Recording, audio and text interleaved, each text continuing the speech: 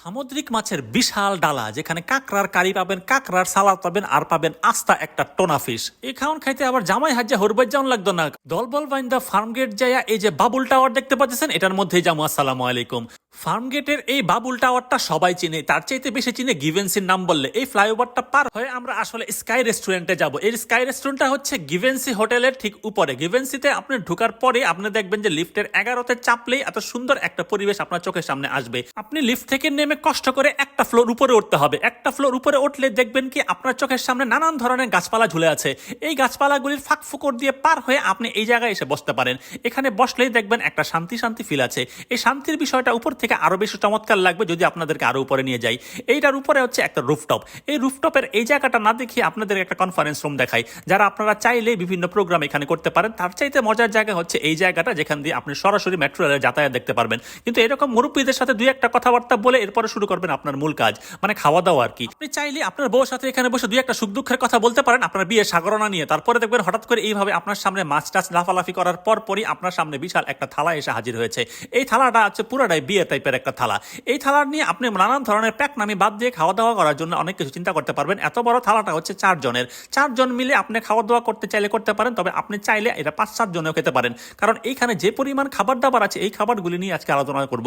এই খাবার দাবারের মাঝখানে পুরোটাই দেখেন কাঁকড়ার সালাদ নিয়ে আমি প্যাকনামি করতে করতে আবার কাঁকড়ার কারি নিয়েও প্যাকনামি শুরু করেছি। স্কাই রেস্টুরেন্ট কিন্তু স্টুডেন্টদের জন্য সবসময় নানান ধরনের কম্বো প্যাকেজ করে। এখন আমরা আমাদের খাবার নিয়ে আলোচনা করি। যারা সামুদ্রিক খাবার পছন্দ করেন, এই পুরো প্লেটারটা হচ্ছে তাদের জন্য। এত বড় টোনা ফিশ সহ পুরো প্লেটারটার দাম হচ্ছে মাত্র 2000 টাকা।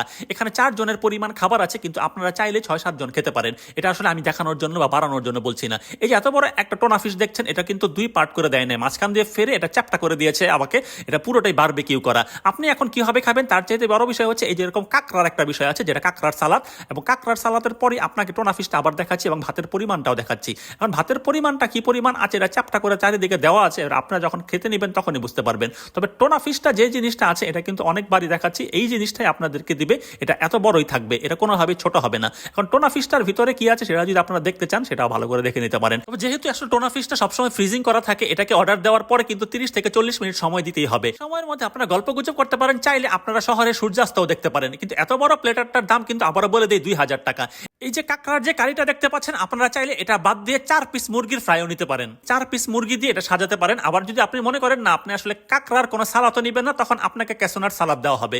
কিন্তু আমার কাছে মনে হচ্ছে যারা এই কাঁকড়াটা পছন্দ করেন, তার একবার খেলে এটা কোনোভাবে ভুলতে পারবেন না। কারণ এত সুন্দর করে খাইয়ে দেওয়ার পরে আপনাদেরকে এই যে মেনু কার্ডটা কিন্তু দেখিয়ে দিলাম, এই বিষয়টা আপনাদের বোঝানোর জন্য। কাঁকড়ার ঠ্যাং চিবান আর মুরগির ঠ্যাং চিবান। তবে আপনারা যখন এই টোনা ফিশটা ছিঁড়বেন তখন এত সাবধানতার অবলম্বনের কিছু নাই, কারণ এই মাছের মধ্যে কিন্তু অনেক বেশি কাটা থাকে না। এটা বড় বড় মুরগির চাক্কা বা গরুর চাক্কার মতন বড় বড় মাংসই থাকে।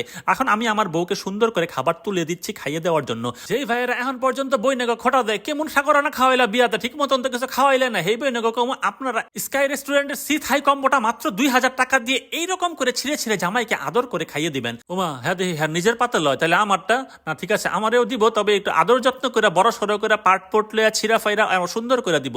দেখবেন বড় সড়ো একটা সাইজ যখন জামাইয়ের পাতে তুলে দিবেন, তখন জামাই বেটকায় করবেন, না না থাক ঠিক আছে সুন্দর হয়েছে। উপরটা নানা করলে ভিত্তে ভিত্তে কিন্তু অনেক খুশি হবেন। এত বড় থালা থেকে আপনারা যখন এত সুন্দর সুন্দর খাওয়ান তুলে দিব, তখন আর আপনাকে নেকলা খাইবেন। 4 জনের খাওয়ান আগে বারবার কইছি, আপনারা চাইলে 6 জনে খাইতে পারেন। আবারও বলি, আপনি কাঁকড়ার এই সালাদ খেতে না চাইলে আপনারা ক্যাসোনাট সালাদ দিব। আবার আপনি এই কাঁকড়ার কারি খাইতে না চাইলে আপনারা কিন্তু মুরগির ফ্রাই দিব। এখন আপনার বিবেচনা। আর সাথে এইরকম একটা সবজি তো থাকবেই। এখন আপনি যখন খাবার দাবার নিয়ে আলোচনা করবেন, তখন অন্যান্য বিষয় নিয়ে আলোচনা করার দরকার নেই, কারণ এখানে মাছ টাছের বিষয়টা আছে। তো বড় একটা প্লেটার আপনারা 4 জনে শেষ করতে পারবেন। আমরা অনেক বড় খাদক হলে আসলে এটা শেষ করা সম্ভব, তাছাড়া কোনোভাবেই না। আর স্টুডেন্টদের জন্য কিন্তু এই স্কাই রেস্টুরেন্টের প্লেটারের অভাব নাই।